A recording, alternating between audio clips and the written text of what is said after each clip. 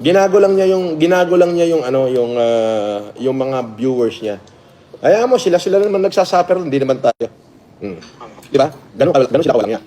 Ganun lang. Okay na kayo ba? Oo, nakalive ako. Sige na, bye-bye. Oo.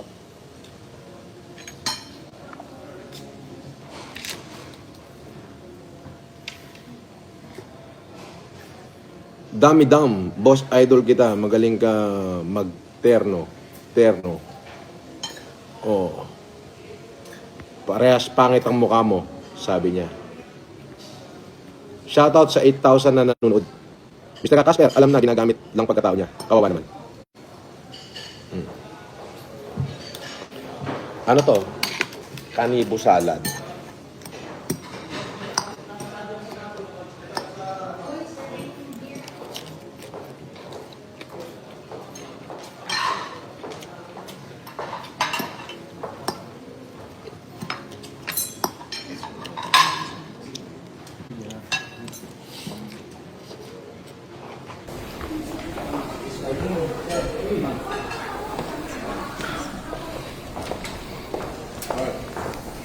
I-sisad lang po namin yung warrant.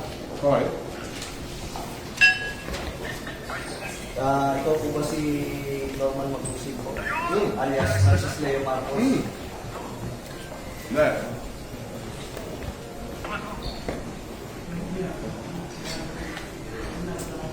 Okay. Parang saan yan?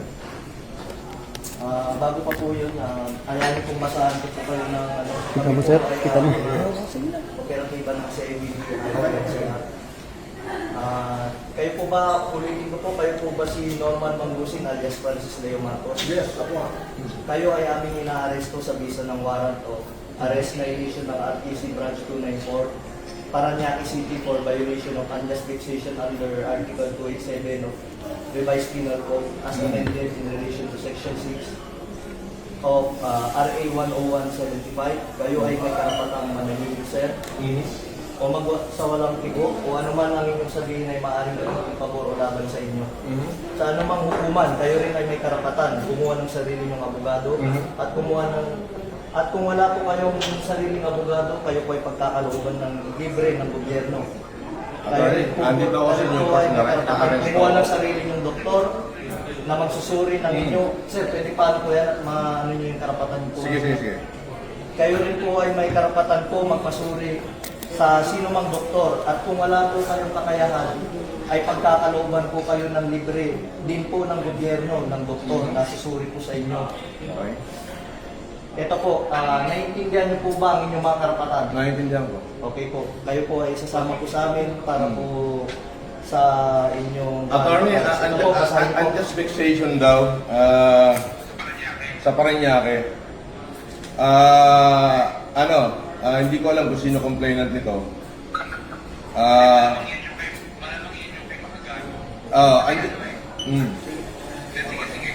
Andito ako sa Newport, ina-arresto na nila ako, sasama ako ngayon, hindi ko natatapusin itong pagkain ko. Inilive na nila ako. Pwede bang sasama na lang ako, Brad? Huwag mo na ako ipahiya. Hindi, kailangan po kasi may procedure po tayo. Sige, sandali. Iramin ko lang. May procedure po tayo, sir. Attorney, nasa ka ba?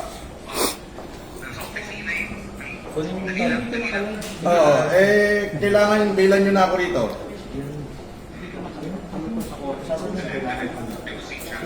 Nang live ko yun. Hindi ko lalabas ng live. Hindi naka-live ko.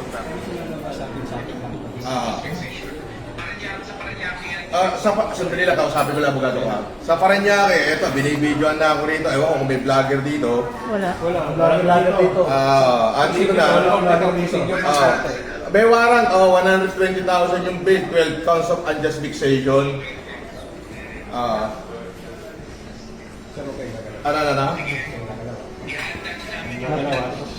Kayo nagsasabi. Paano to, attorney? Andito naman pala, tinitigilan pa kami.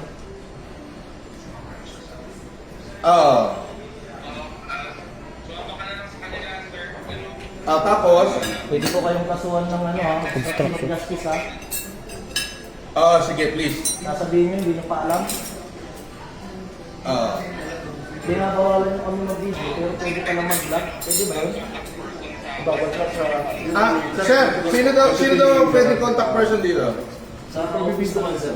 Sir, sa CIDGNCR na lang, sir, sa Camp Crame. Nakasad yun. Bawat CIDGNCR So, doon yung ako dadalhin sa CIDGNCR. Yes, sir. Ng Karame. Yun nga po. So, dadalhin daw ako sa CIDGNCR Camp Karame.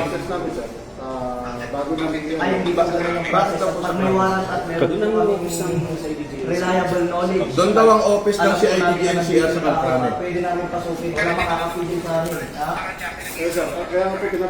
Sir, yung warrant, sir, is all over the Philippines, sir. Nation daw, wait daw yung warrant. Maayos mo yung coordination namin dito. Kaya nga Hindi naman search warrant yun. pag may ganito operation at kailangan talaga yung video, we need to inform mo na si Paco. Kaya namin. Ganun po kasi yung process ng Paco. Opo, may process po. Pero yun nga po, may knowledge na po. At bibigay sa business na ito mo, dito natin. Pwede mo malis. Sandali, attorney. Ano yan, pwede mo ano yan eh. Pwede mo...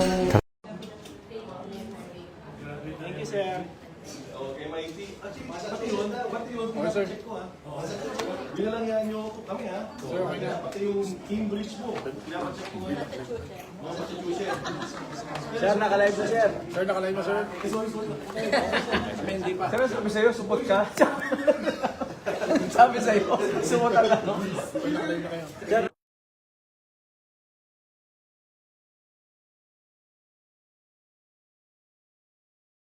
So may mga na hindi nakakaintindi ng kupal, oh. Explain mo daw. Nagluluman pa tayo dito. Baka mamaya may mga... Ang dinig naman sa kabila, suputin nyo na. Hindi iba yung supo. Depende sa pagkakasabi. Supot. Supot.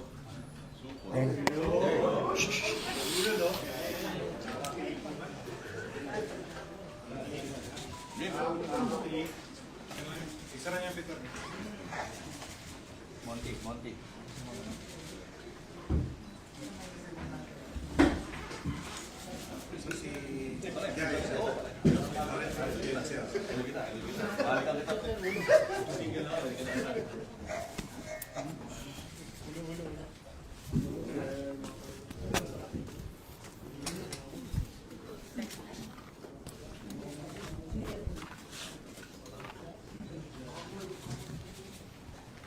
To the Vice Chairman Executive Officer of National Police Commission, Attorney Rafael Vicente Arcalisan, sir. To the Director of PNP Criminal Investigation and Detection Group, Police Major General Robert A. Marco II. Our friends from the media and the PNP Press Corps, ladies and gentlemen, good afternoon. Let us hear the statement of our Vice Chair on the arrest of Norman Mangusin, also known as Francis Leo Marcos. Sir. A few statements first before we answer your questions. I think we need a formal statement first before we entertain anything. Una, magandang hapon po sa ating lahat. To our friends in the media, and of course to the Filipino people. Lalong-lalo po sa lahat po na nag-aantabay sa mga kaganapan dito at lalong-lalo na po sa lahat po naging biktima nitong si Norman Mangusin. We are here today to announce the arrest of Norman Mangusin, aka Francis Leo Marcos. Actually, may isa pang pangalan yun. Norman Antonio Alejandro. On February 24, 2026, at about 11:10 a.m., the CIDG Regional Field Unit, National Capital Region, arrested Norman Mangusin, aka Francis Leo Marcos, at Sheraton Hotel, Pasay City, by virtue of a arrest warrant for violation of Article 287 or unjust vexation of the Revised Penal Code in relation to Section 6 of Republic Act Number 10175 or the Cybercrime Prevention Act of 2012.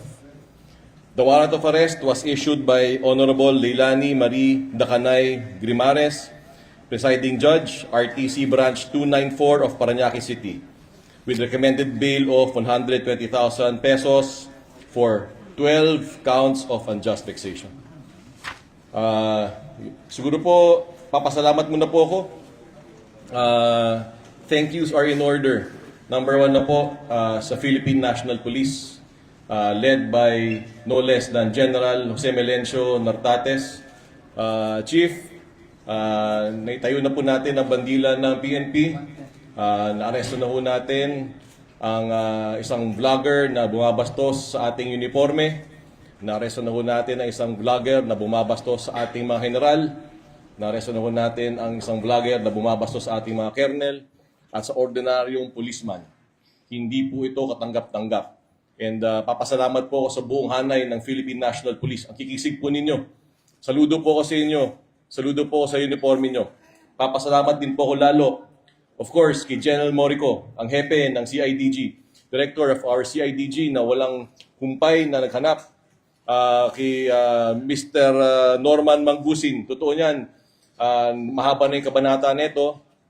Ang dami ko nang nakitang updates at investigation reports galing kay General Morico. Hindi po tayo huminto dito sa pag-serve ng warrant at tuloy pa rin po tayo dito. And of course, I thank our CIDG NCR, General Guagi. Colonel Guagi, maraming salamat po sa inyo at sa inyong mga tao.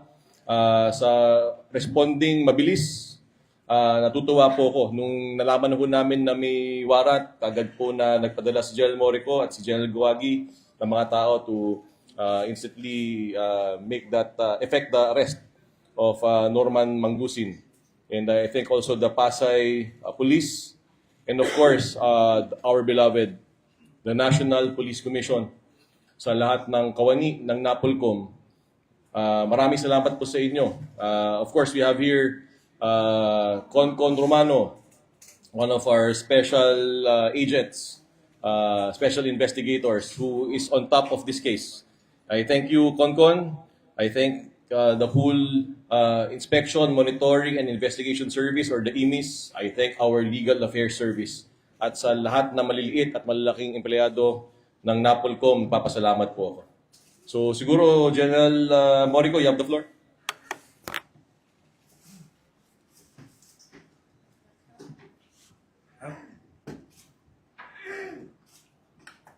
Statement siguro, sir. Magsabi ka lang, mag-hello ka lang sa... Yes, sir. Yes, sir. We will be continuously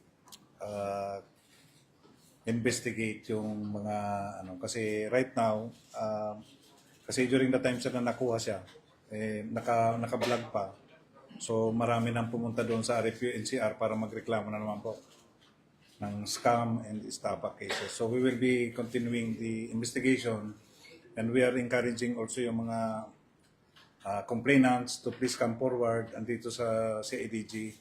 We will be entertaining yung any reklama na idudulog ng mga affected na biktima. Thank you. Okay, siguro one more thing, no?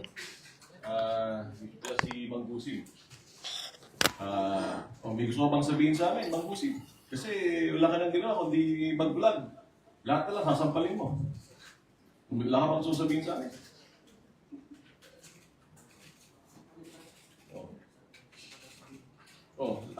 Yung mga general na pinapaya mo, yung mga 4 na kernel na pinapaya mo, yung NBI na sinasampal mo, yung LTO kalbo, kamo, kasi Lakanilaw.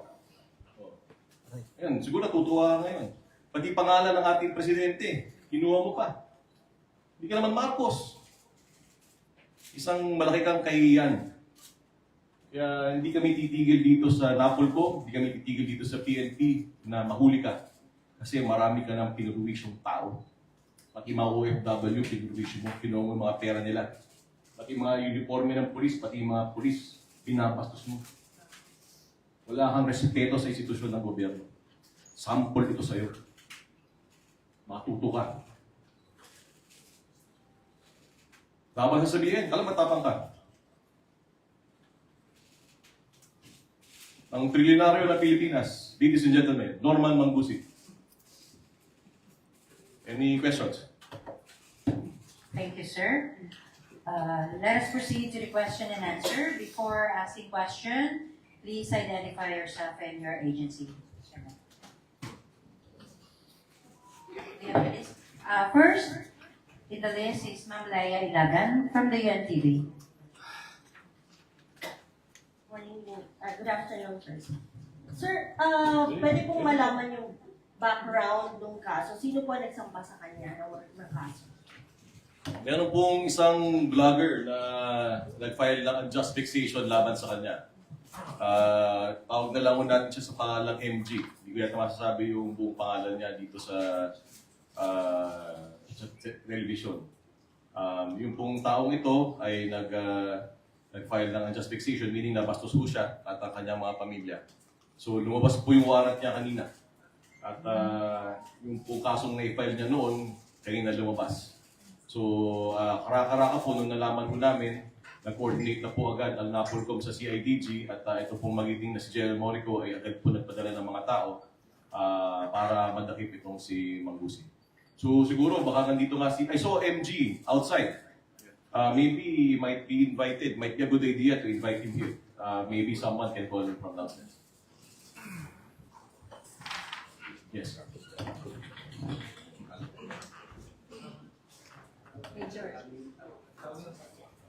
Questions? May listahan ka mo. Thank you, ma'am. From Mr. Ryan Vasigas from the PTA. Hi, sir. Sir, hindi po ba nahirapan yung tracker team na hanapin siya? Kasi parang mahirap naman siya sa software. Doon madalas siyang mag-type. Paano mahirapan? Naka-live. Tawang-tawa nga ako Habang nag-live siya, ina-arresto siya Ayun, nasa Sheraton siya. Alam ng buong Pilipinas, nasa Sheraton siya. Yung lahat ng address niya, na nakalagay sa lahat ng dokumento niya, mapa-LTO man yan, lahat fake. Pina-check na natin. Walang totoo dun sa mga address niya. Hindi naman siya nakatira sa Green Meadows. Walang katotohanan. His life is a lie. So we will put a stop to it. This is terrible. Totoo lang. He's making a mockery of the Philippines. So kung ang tanong ba't tayo pinag-aaksaya ng oras to? Ang dami na nabiktima nito. Ito yung simbolo ng kawalangan sa Pilipinas. Hinto na natin ito. Tapos na yung circus. Finish na. Sir, may address yung payable yung case, pero may mga upcoming cases. Hindi pa tapos. Hindi pa tapos. Wala pa tayo sa uniforme. Wala pa tayo dito sa mga passport niya. Wala pa tayo dun sa birth certificate niya. Wala pa tayo kay Lakanilaw. Kung nakikinig si Asek Lakanilaw sa atin, pre, pagkakataon mo na. Sa mga kaibigan natin, tawa ako sorry. Sa mga kaibigan natin sa NBI, sasampalin daw kayo nito. Gusto nyong kasuhan. Sa lahat ng OFW na niloko nito, ang dami, punong-puno na yung cellphone ko sa mensahe. Nandito na ho si Manggusin. Kasuhan nyo na po. Meron siyang, di ko na kung masasabi ko, i-blip nyo na lang. Meron siyang pinaparatingan na sinasabi niya, letter K daw yung isang taong gobyerno at letter S daw yung isang taong gobyerno. Obviously, ako yung pinatutungkulan niya. Sige, sabihin mo sa mukha ko. Sabihin mo sa mukha ko ngayon. Ayaw mo sabihin? Ano pangalan ko? Ba't yung masabi? Diba? Ito ang simbolo ng kawalangan sa Pilipinas. We will put a stop to it as we have done. And I thank the Philippine National Police. I thank the CIDG. I thank the Civil Security Group. I thank the Anti-Cybercrime Group. Si Executive Director Aboy Paraiso, na nananahimik lang din sa sulok, na nadami pa dito sa teleserye ito. Yung kanyang pag-take down ng mga social media pages ng itong taong ito. Ito Norman Manggusin na to. Maraming salamat sa iyo, CICC, Yusek Aboy, maraming salamat. At thank you very much for the support of all aspects of government. Nananawagan din po siguro kami sa Department of Foreign Affairs na nananawagan kami sa Department of Foreign Affairs. Ngayon alam na po natin na sa namakmak po ang mga passport niya, iba-iba kong pangalan, iba-iba ang birthday, sana ho ipa-cancel na ho natin ang passport niya. Nananawagan din po siguro kami sa Philippine Statistics Authority, sa PSA. Alam na po natin na yung kanyang birth certificate merong pinagkuhanan Sana po imbestigahan po ninyo. Kasi hindi ho maaaring ganito eh. Bumibili lang po tayo ng birth certificate para gamitin sa kawalangan. Magkakaroon ng second identity. Ang masakit pa, ulitin ko, ginagamit pa niya ang apelidong Marcos. Pati si Madam Imelda Marcos, ginagamit pa niya sa vlog niya. May utang pa rin daw, di umano, ang first family sa kanya. Lahat na talaga ng kawalangan, nasabi na itong tao to. Sa 10 sinabi niya, 11 ang mali. So again, we are doing this for the Filipino people. And papasalamat kami sa lahat ng ahensyang gobyerno na tumulong. This is not just the job of the NAPOLCOM. It's not just the job of the Philippine National. Lahat po ng gobyerno ay tumulong dito. At patuloy po nagtutulungan para mainto at matigil na po itong kalokohan ni Norman Mangusi. If I may, I want to recognize the presence of MG.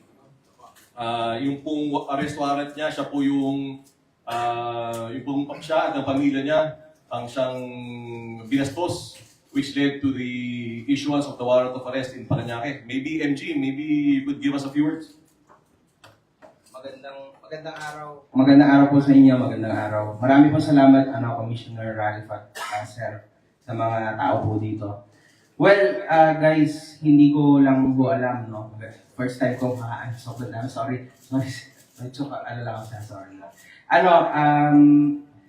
Sa totoo lang po, itong laban na ito, tulad ng nasabi ko rin, sa harap ng mga mahalagang mga kawani ng gobyerno, ay hindi lang laban ko. Ito ay literal laban ng mga kahombre ko at syempre ng pamilya ko. Pero, ito po, tulad ng sinabi ni Commissioner, kalinisan ay laban ho ng mga OFW, guys. Nakikiusap ho ako. Etong nakikita niyong tao na ito, tunay na mandarambong yan, guys. Totoo. Totoong mandarambong yan, kriminal. Sinabi ko na yan sa internet, guys. Ako ay nagpapasalamat kasi finally, may isang tao ng gobyerno na si Commissioner Ralph Calinisan ang tunay na dininig ako at ang aking mga kahombre. Kasi usually tinatawanan na itong tao na to eh. Even si CICC Yusek Aboy Paraiso, tinulungan niya kami. Kasi literal ho na kami ho ay hirap na hirap kami sa internet, guys. Napuksain ng tao na ito. Kasi mandarampong yan. You know this. Hindi ko na kailangan ulitin sa inyo. Bilang isang YouTuber, guys, yung naging laban namin dito ng fanbase ko, ng mga vloggers na marami rin tumulong sa atin, guys, grabe ho ito. Kaya maraming salamat again, Commissioner, kasi unang beses ho talaga na may tumugon na gantong kalaking tao ng gobyerno and tuwan-tuwa ang mga tao sa internet. Tingnan nyo ba? Sa ilalas, nung in-interview ko si Commissioner, grabe katuwan-tuwa mga tao. Kasi hindi mo ito binibigyan ng pansin. Isipin nyo guys, magbibigay ako ng number sa inyo. 40 million to 80 million ang nadupang ng tao na to. Sa mga OFW. Hindi biro yun. Totoo. Testimoniansa ng mga OFW yan. OFW guys, maawa kayo sa mga kababayan natin. Totoo yan. Totoong totoo. Ang dami nang nagpa-interview sa akin at napanood yan ni Yusek Aboy Paraiso at lalong-lalo na ni Commissioner. Alam nila kaya talagang dininig kami. Siyempre, shoutout din kay Asek Lakanilaw. Siyempre, Asek. I love you, Asek. Salamat po. Pero, ayan guys.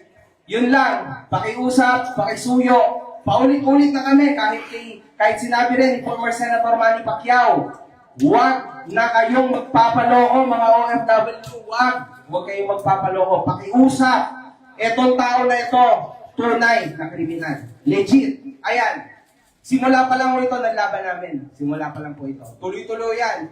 Buong taon ho yan makukulong. Kasi literal na hindi ko tatantanan yan dahil napakaraming taong tinarantado yan, lalo ng aking asawa.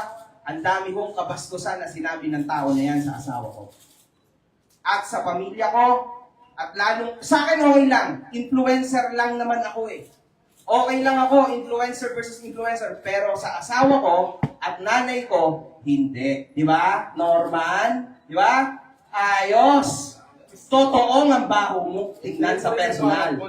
Ang baho mo, hinayupak ka. Ito rin yung warrant mo. Okay, no problem. Haharapin ko yan. Oo, naunahan lang ako eh. Oo, pangit ka kasi. Yan lang pangit Pwede yan. pala yung unjust vexation ganito Sorry pala po. kay media. Pwede pala yan. Nananawagan din po ako Ganyan pala yung unjust vexation lang, ipinahiya niyo ako sa buong Pilipinas. nananawagan din po ako sa isang napaka-importanting tao, kay Senator Manny Pacquiao. Senator Manny, nandito po kami ngayon sa CIDG. Si Norman Mangusin po ay nasa CIDG. Naghahanap po ng dalang. Kailangan po yata ng pagkain galing po sa inyo. Senator Manny, yung pong pinto ng CIDG ay bukas po para sa inyo. Kung pupunta po kayo, text nyo lang po ako. Sasamahan ko po kayo para magbigay ng pagkain kay Norman Mangusin. Thank you, sir. Another question from Ms. Karen de Guzman of ABS-CBN. Hello. Okay. Sir, wala na po bang gusto sabihin po si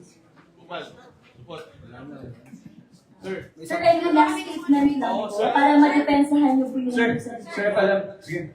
Baka lang sige, para just to be fair po, ano po bang gusto niyong sabihin? Sige, ba't ako kayo sir? Ako po, lahat po ng binibintang nila, natapos na ho noong 2020 pa, naging kaso ko na ho lahat yan. At nakwit ho ko dyan. Ngayon ho, yung laban namin ni Makagago, ako ho ang unang nagsampa ng kaso sa kanya.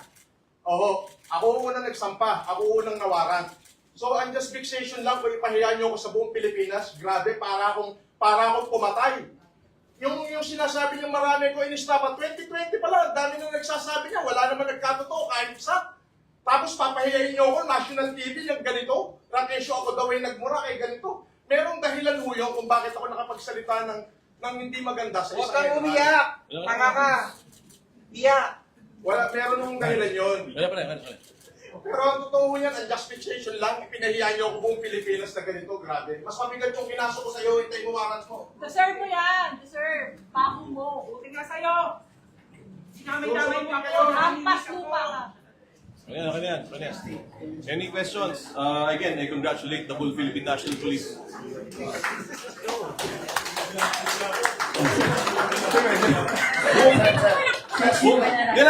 Sobrang alam mo, buong Pilipinas nagbubunyi. Buong Pilipinas nagbubunyi.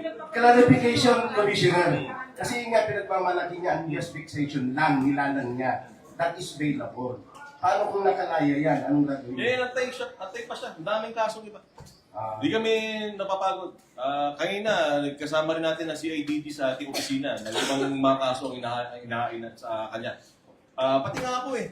Diba, tinawag niya akong letter K. Tinawag niya akong letter S. Ako mismo, magpa-file ng complaint eh. yung mga sandamakmak ng OFW na nag-text sa akin, na nandyan din sa labas. Hindi iantay niya lahat ng kaso niya. Magsawa siya sa lahat. Diba? Pati siguro si Asek Nakanilaw. Pare, nanawagan na ako dito. Iniritan ka na rin naman nito tao to. Magsama-sama na tayo dito. Dito na natin itong kalokohan na itong tao to. Thank you, sir. Sir June Veneracion. Hindi pa po sorry. Sorry pa po. Kay Sir Makagawa.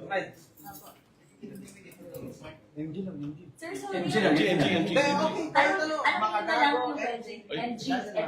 Okay. Sir, kasi unjust vexation po yung pinaso niyo po sa kanya. Kanina ang dami niyo po mga binabanggit na problema sa OFW, ganyan. Pero ano po ba yung pinakaugat? Bakit unjust vexation po? Unjust vexation kasi literal na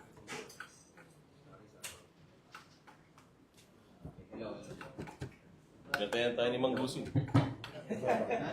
Hello. Yes, unjust vexation kasi yun lang ang binigay niya at ginawa niyang problema sa akin. Okay? Pero libel yun ay marami pang susunod. Maraming OFW, tulad ng sinabi ko na kay Commissioner at syempre kay Yusek, na maraming OFW ang gusto magkaso, kaso nahihirapan sila dahil wala silang kakayanan. And at the same time, uuwi sila dito for only that reason, hindi worth it. Siyempre, mawawalan sila ng pangkabuhayan, so paano sila magkakaso? Kaya in this case, ako lang ang nagkaso na unjust fixation kasi yun lang naman ang ginawa niya sa akin. Tulad na sinasabi ko sa mga videos ko. Yan ang totoo. So even him, yung sinasabi niya sa akin na kinasuhan kita ng kung ano-ano, kinasuhan niya ako pang grade 2 na kaso. Legit. Ako daw, yung fake page na si Food Genius. O ayan, alam niyo na, nakakatawa, di ba? Hindi ako yun. Sabi niya, ang ikinasa niya sa akin, ako daw, at kami daw ay cybercriminal. Ayun, bahala na po kayong mag-judge, at ako daw, at syempre, tama yun, totoo yung sinabi niya, siya yung unang nagkasa sa Isabela. Ang nangyari doon, na-dismiss. So, pinasuwa ko din sa dito, na parang niya. Thank you, thank you. Thank you, sir. Other question from Sir June Encarnacion. Abenarasyon.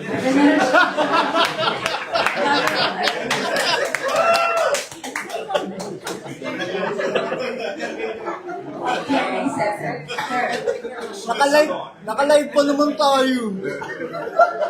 No, question for Director Morico. Sir, paano ba tumatakbo yung modus? Sabi nyo kanina, after na mabalitaan na na-arrest siya, may mga reklamong nakarating sa inyo.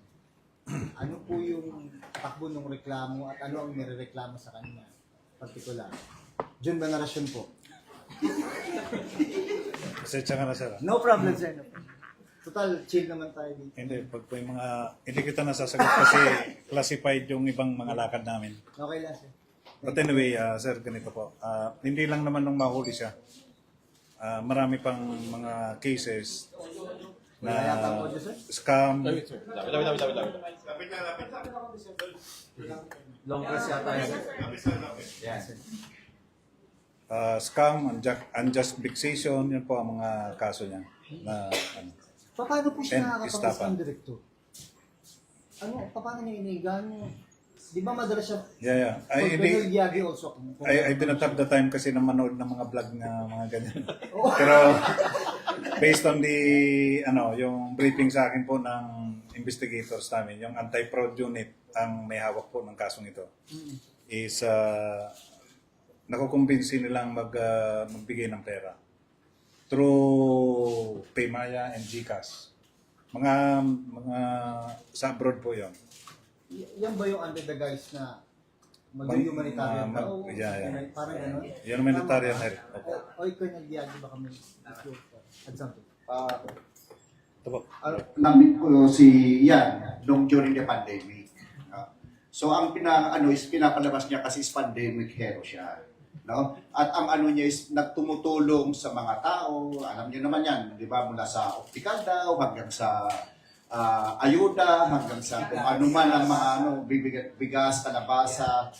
No? So ang mga OFWs natin, yung kagustuhan nila na tumulong sa mga kababayan natin na alam naman natin na marami pa rin naghihirap sa mga Pilipino. Sa kagustuhan nilang tumulong, naiinganyo sila dito sa kay Mangusin kasi nga parang may asukal kung sa yung pananalita niya talagang nakakainganyo na ang niya is tumulong talaga. But again, we are urging yung mga OFWs at kung sino man yung mga nandito sa atin na since nagsasabi, maraming nag-message kay Sir Kalinisan, sa aming director na sila ay naloko, hindi po yan mag-materialize kung hindi po sila magre-reklamo. So we are urging those that were called by him to come right our office para po ma-assist namin sila. Andyan po ang anti-fraud, andito ang aming director, at pati aming CR, kung sakali man na dumulog kayo sa amin, ay willing po kami i-assist kagad kayo para may file namin yung mga reklamo. Thank you, sir. Hindi ko pakomentuhin si aming imis, si Investigator Romano. Kunti salita lang.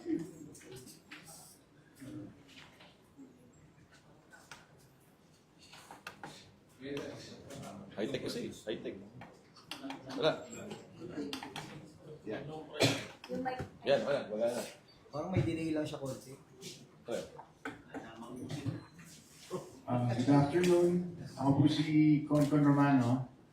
Sa napot ko po. Ako po yung task force na pinapasan para makakuha ng mga ebidensya lang dito kay Norman Mahusing alias FLM or Francis Leo Marcos. So, nakuha na ho namin siya na katulad po nung sinabi ng aming Vice Chairman, Ralph Kalilisan at ng ni Sir Morico at saka ni Sir John. Nagpapasalamat din ho kami sa suporta ng PNP at dun sa mga taong ibang nakausap namin sa ibang ahensya na tumulong sa amin para makuha ng ebidensya. So, asahan niyo po na hindi po matatapos po rito. We will keep on digging and we will try to give justice to everyone. So, maraming salamat. Thank you, sir. 2 more questions, sir, if you may permit, sir. From Glenn Hueco of BZB. Sir, naging mainit yung mga tag mo. Sir, naka-FB live lang tayo ngayon kasi tinatanong din ng iba. Parang hindi ba naging too personal yung approach dito kay Mahusing since pati kayo ay pinatamaan ito? Totoo, hindi ko eh. Totoo, ayoko nga sana patulan. Ayoko bumaba sa level ni Mahusing. In fact, if I'll be give an anecdote, nagkakaroon ka sana ng girlfriend ko eh. Bakit pinapatuloy ko to si Mahusing? Hindi ko tungkol sa akin to eh. Napakarami mong mga stakeholders na involved. Una na po, ang Philippine National Police. Niyurakan po na ang uniforme ng PNP. Yun po ang same uniform na sinuot ng nanay at tatay ko. Marami na pong namatay na pulis na suot yung uniforme yun, tapos papastusin mo lang. Papastusin mo ang mga general, cabinet, iba pa pang mga ahensya. Pati NTI, pati LTO, lahat na. Lalong-lalo na ang mga OFW. Wala na siyang tinatawag, binastos na niyang lahat. So, we have no choice. Simbolo nga talaga siya ng kabuktutan sa Pilipinas na hinahayaan natin na ginagawa natin katatawanan. In action tayo eh. Nasa harapan na natin, nagluluko na tayo, wala pa tayong ginagawa. It had to take that mistake from him for us to all realize that, hey, he has done a lot of wrong to our countrymen. He has done a lot of wrong to our government institutions. That is why we already said, stop. And that's why the NAPOLCOM came in bilang kuya ng Philippine National Police. Kami po ay nakipagtulungan sa aming mga kapatid sa PNP. Of course, the elite unit of investigation, the CIDG, along with the best members of General Guagi, at General Morico, pinapromote na kita, General Guagi. Here we are. Lahat po ng tulungan. Mapa NAPOLCOM, legal service, mapa ordinaryong lawyer doon, mapa intern ng NAPOLCOM, mapa yung image namin. It's a collective effort of the whole government. And I'm very thankful for that because after many years, the Filipino people said, it's over. It's over. Finish na. So, ito na po tayo. We're in the closing stages of the story that was Norman Mahusing. Thank you, sir. One last question though, sir, from the Philippine Daily Inquirer, Mr. Jason Siganes. Good afternoon, sirs. Good afternoon, sirs. Nilapit ko lang doon sa chart case po, no? Tama po ba 12 counts of unjust fixation? Yes po. 12 counts. This is all coming from Sir MG lang po. All 12 counts are just Sir MG. Tapos, normal po ba, sir, kay Director Morico po, normal po ba, sir, na yung fraud unit yung nagha-handle ng unjust fixation? Are we expecting po ba na mag-escalate ito into a fraud case or another case?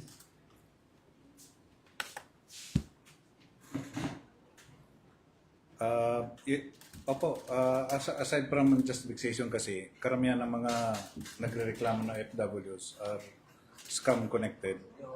That's why anti-fraud unit namin ang humahawak. Tapos sir, what about po yung case for unauthorized use of uniform? Si IDG na rin po nag-take cognizance doon? Or another unit po ba, sir? Si IDG po, sir. As per directive coming from our BCO. Kumusta po progress doon, sir? Yung ongoing po, ipapile namin yung kaso. Last na, no? Last na. Hello. Yung to answer yung question na like fraud. Pangalan niya, fraud me. Saan ka nakita ng taong dala-dalawa birthday? Saan ka nakita ng taong na tatlong pangalan? So we're nananawagan ho rin kami. So meron kaming letter to the TSA. Meron din kaming letter to the DFA.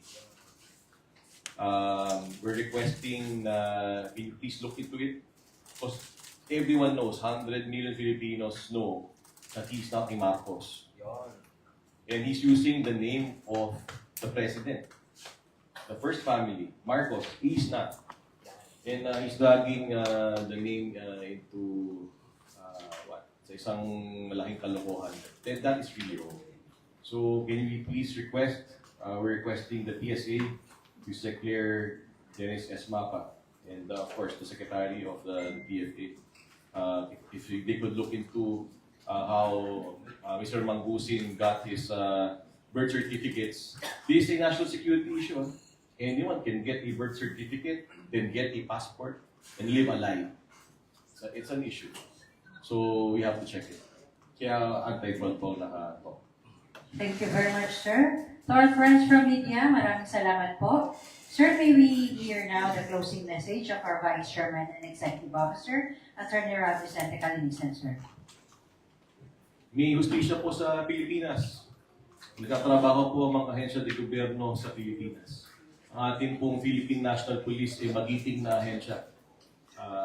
We respect and we salute every member of the PNP. Maraming salamat po, Philippine National Police.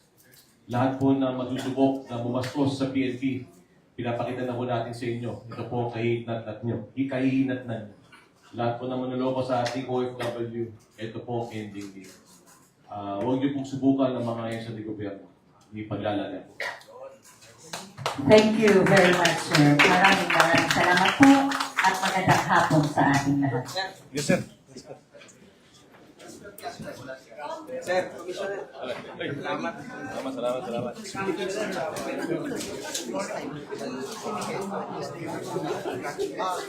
Thank you po.